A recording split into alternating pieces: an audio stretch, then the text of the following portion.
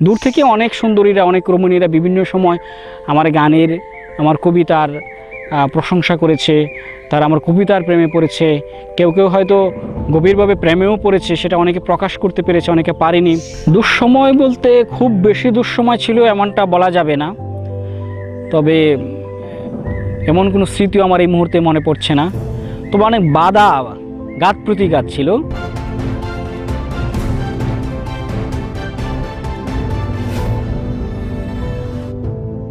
দুঃসময় বলতে খুব বেশি দুঃসময় ছিল এমনটা বলা যাবে না, তবে এমন কোনো স্মৃতিও আমার এই মুহূর্তে মনে পড়ছে না। তবে অনেক বাধা, ঘাত প্রতিঘাত ছিল, যেগুলো আমার লেখার প্রতিবন্ধকতা তৈরি করেছে। প্রতিবন্ধকতার মুখোমুখি আমি হয়েছি।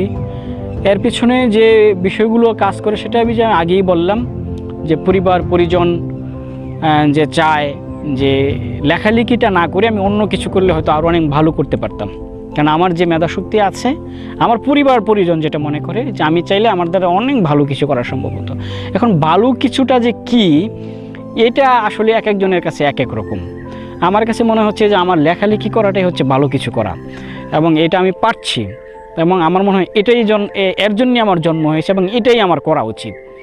এই আর কি, তেমন কোনো দুঃসময় নেই, তবে পরিবার পরিজন সবারই বাধা ছিল।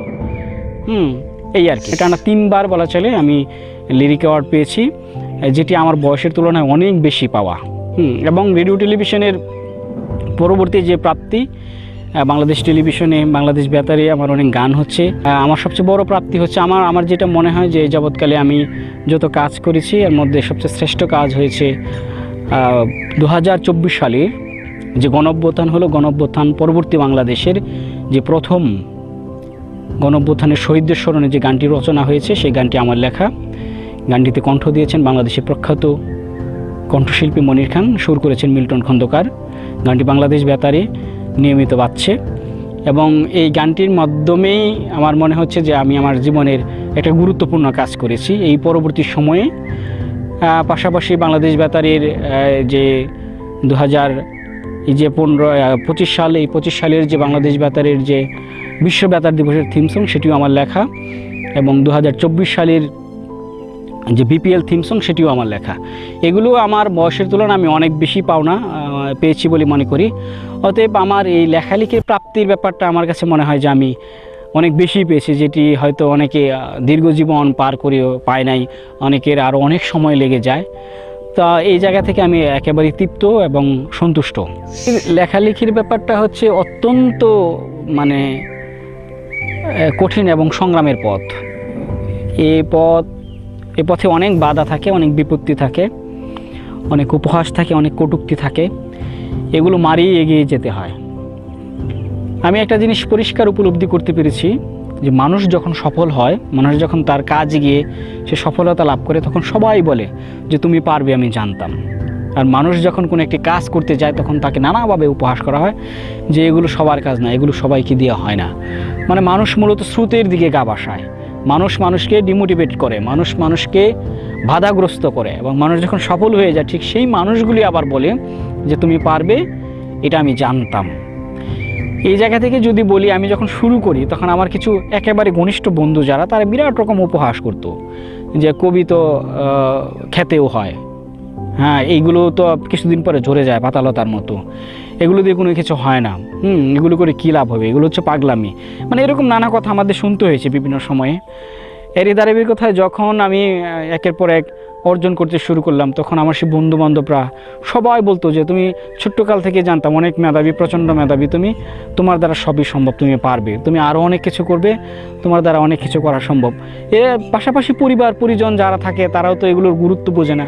আমাদের সমাজ ব্যবস্থা হচ্ছে একেবারে অর্থনৈতিক কাঠামোর ভিত্তিতে গড়া সমাজ ব্যবস্থা। এখানে সবাই মানুষ মনে করে অর্থনৈতিকভাবে সফল হওয়াটাই মনে হয় সফলতা।